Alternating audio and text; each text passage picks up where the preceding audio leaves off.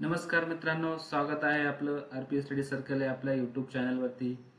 तर मित्रांनो, आत्ताच लोकसभेची आचारसंहिता संपलेली आहे आणि लगेच एक मेगा भरतीची जाहिरात प्रसिद्ध झालेली आहे मित्रांनो.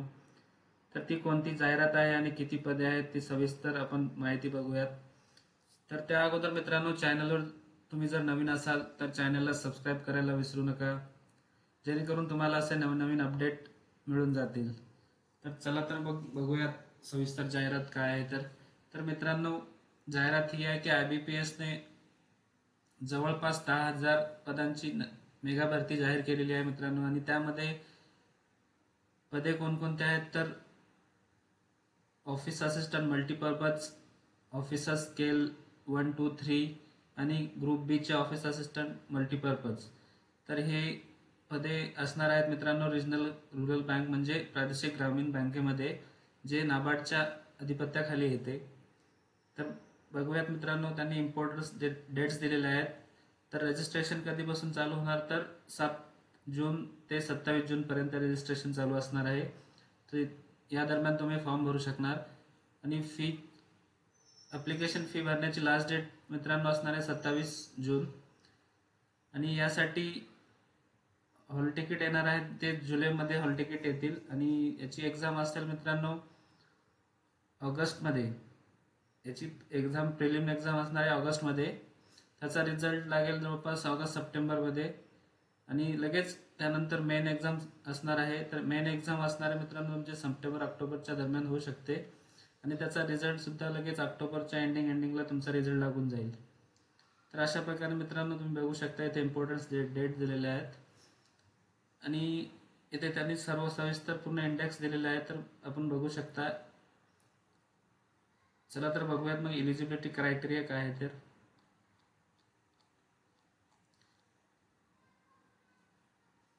इथे बघू शकता मित्रांनो कोणकोणत्या प्रादेशिक बँकामध्ये भरती होणार आहे. तर सर्व राज्याच्या प्रादेशिक बँका इथे दिलेल्या आहेत.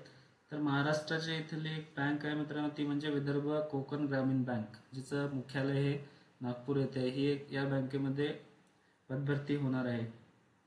आणि औरंगाबादची महाराष्ट्र ग्रामीण बँक सुद्धा आहे. म्हणजे ज्या ज्या प्रादेशिक ग्रामीण बँका आहेत त्या त्या ग्रामीण बँकेमध्ये ही भरती होणार आहे.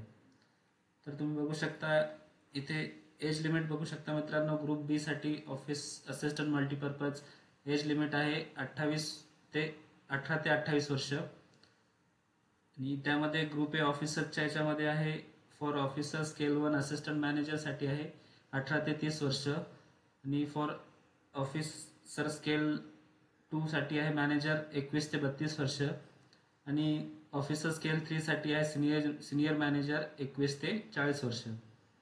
तर ही एज लिमिट आहे मित्रांनो. यामध्ये कास्टसाठी 5 वर्षाचं एज रिलॅक्सेशन आणि ओबीसी साठी 3 वर्षाचं एज रिलॅक्सेशन असणार आहे. तर तुम्ही बघू शकता.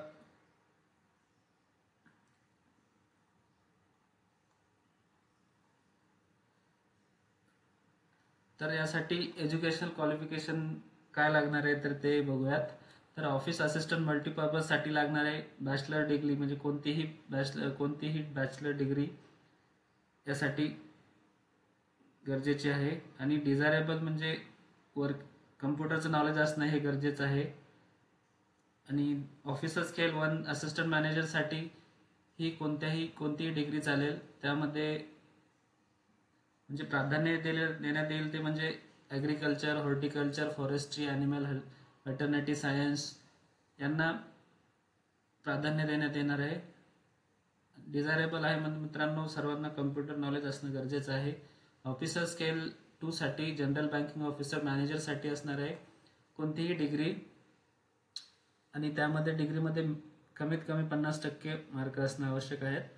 आणि प्राधान्य हे देण्यात येईल मित्रांनो जे बँकिंग रिलेटेड फायनान्स ज्यांची डिग्री असेल त्यांना हे प्राधान्य देण्यात येईल. आणि त्याच्यामध्येच information technology, engineering, agriculture, science यांना प्राधान्य देण्यात येईल. आणि तिसरा आहे officer scale 2 specialist officer manager. हे मित्रांनो स्पेसिफिकली म्हणजे ज्यांची डिग्री ही कम्प्युटर सायन्समध्ये किंवा इंजिनिअरिंगमध्ये झालेली आहे त्यांच्यासाठीच हे पद आहे.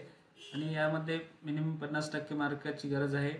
आणि डिझायरेबल आहे मित्रांनो सर्टिफिकेशन ASP.NET, PHP, C++, जावा यामध्ये डिझायरेबल म्हणजे असणार आहे आणि त्यासाठी 1 वर्षाचं रिलेव्हंट एक्सपिरियन्स पण पाहिजे मित्रांनो.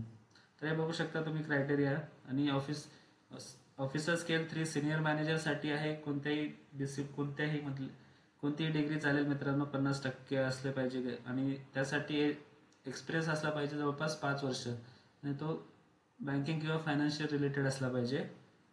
हे तर झाले मित्रांनो एज्युकेशनल क्रायटेरिया.